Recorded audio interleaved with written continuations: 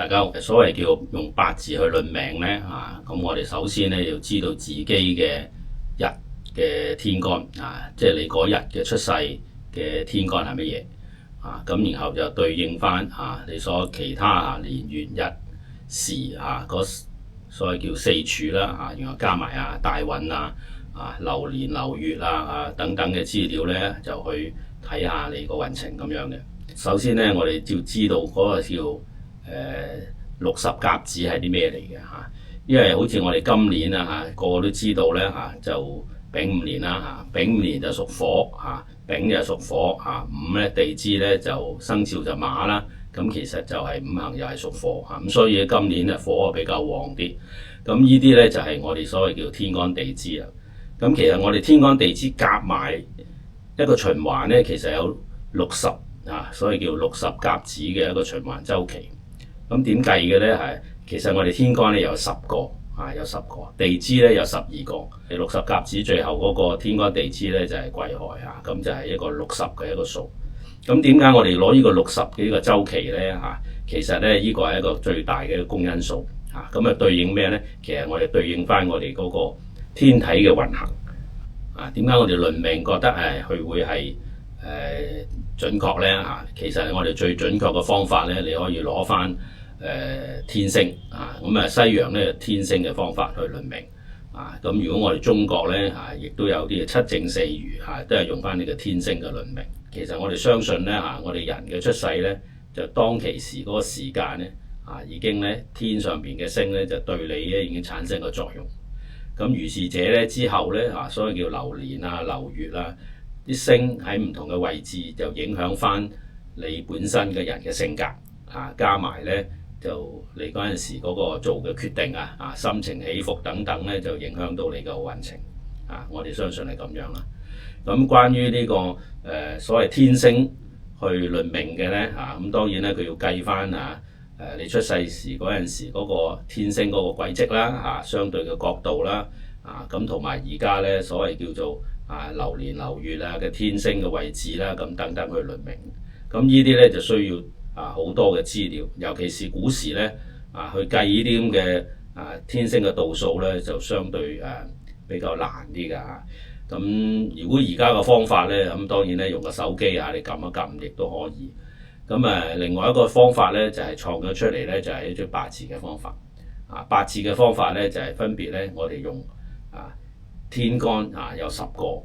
地支有12個。咁其實呢個係咩作用咧其實咧我哋12個地支嚟講咧，其實我哋對應翻咧就係12個所謂叫做12太歲喺黃道12宮即係經過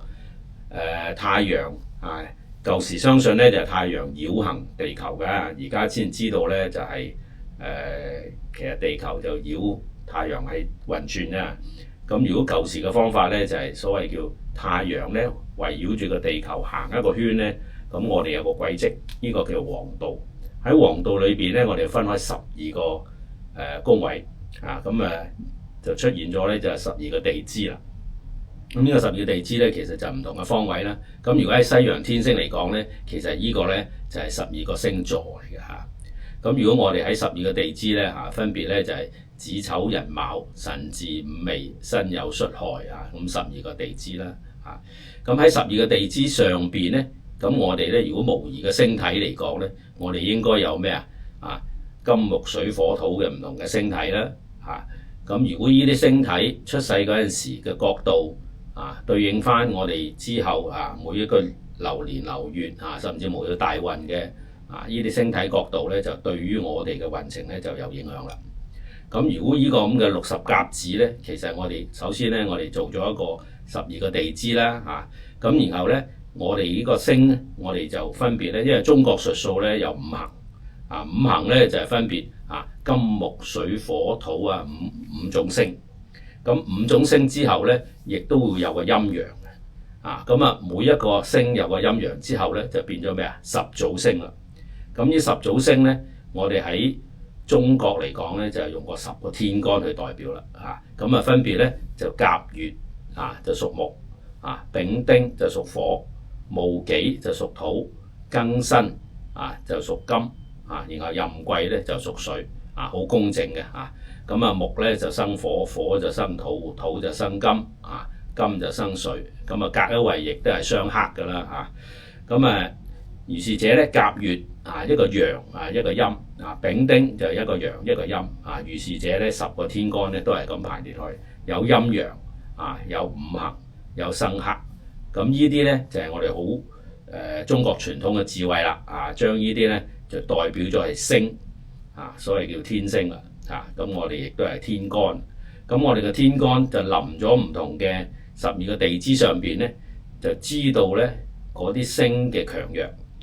甚至冇咧佢互相之間嘅角度咁喺個地支嗰度咧就睇到互相之間嘅角度啦咁所謂叫做咩三合六合點樣叫沖刑呢啲咁有咗喺八字裏邊。咁我哋喺八字論命咧就最緊要咧就係你出世嗰日嗰個天干出世嗰日嘅天干譬如話好似今年立春啦今年立春個時間咧我都寫咗落嚟丙午年啦庚寅就係個月啦己酉就係個日己酉日就丙寅時咁因為夜晚3點到立春交接期咁己酉咧己嗰個就係你當日嗰個日嘅天干譬如有個 BB 仔就喺立春嘅時間出世咧，佢本身咧就係屬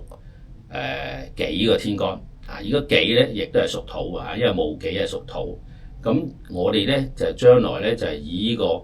己呢個咧就代表你自己，然後對應翻譬如話你喺正月出世，即係人月出世，咁然後咧再加埋咧大運流年